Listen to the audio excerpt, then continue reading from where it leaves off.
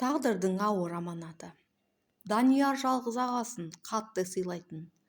Ағасы ауылда сыйлы, отбасына адал, еңбекқор азамат еді. Бірақ тағдырдың қатаң сыны оны ерте алып кетті. Артында жас жесірі Айсұлу мен әлі тіл шықпаған ұлы қалды.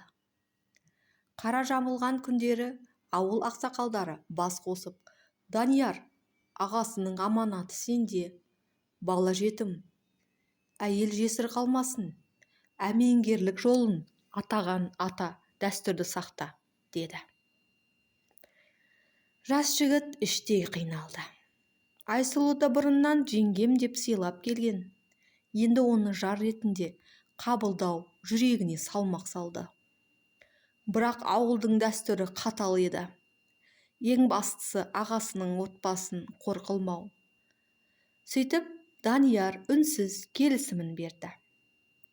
Айсұлу үшін де бұл жағдай оңай болмады. Ол қайғысын ұмытпаған, жанын беріп сүйген жарын жоқтап жүрген. Даниярды күйеуі емес, тек қайнысы ретінде көрді. Бірақ уақыт өте келе өмір деген ағын өз арнасын тапты.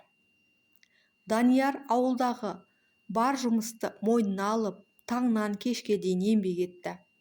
Баланы өз баласындай бауырына басты. Айсұлудың әрбір көз жасын көргенде үнсіз жүрегі ауырып, қолдан келгенін жасады. Жылдар өте Айсұлу бір нәрсені түсінді. Даниярдың мейірімі шынайы еді. Ол мәжбүрліктен емес, жүрек қалауымен қамқор болып жүрді. Кішкентай ол да әке деп еркелеп, үйдің ішін шаттыққа толтырды.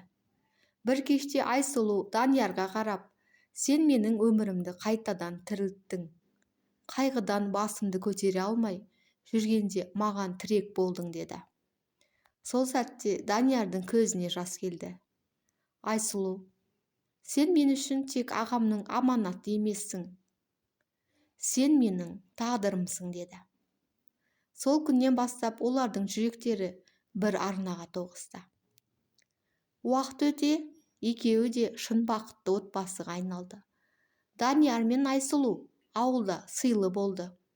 Баласы ержетіп, оларды әке-шеше деп мақтан тұтты. Жеңгені болып көрген әйелдің жаны енді нағыз жар жылуын сезінді. Ауыл адамдары да олардың бір-біріне деген адал сезімін көріп, жүректер жібіп, тағдыр қосқан екен деп батасын берді. Бірақ тағдырдың сынағы мұнымен бітпепті. Бір қыста Данияр ауыр дертке шалдықты. Күннен күнге әлсіреп, төсектен тұрмай қалды. Айсұлу барын салып күтті. Әр дәрігерге апарды. Әр шөптің емін жасады. Бірақ ештеңе көмектеспеді. Соңғы сәтінде Данияр Айсұлудың қолын ұстап жатып, «Біз аз ғана болса да шын бақытты болдық. Балама қамқор бол. Сен менің арманымсың», деп сыбырлады. Осы сөзден кейін оның жүрегі тоқтады. Айсұлу тағы да қара жамылып қалды. Бірақ бұл жолы ол өзін жалғыз сезінген жоқ. Өйткені жүрегінде Даниярдың мейірімі мен махаббаты мәңгі сақталып қалды.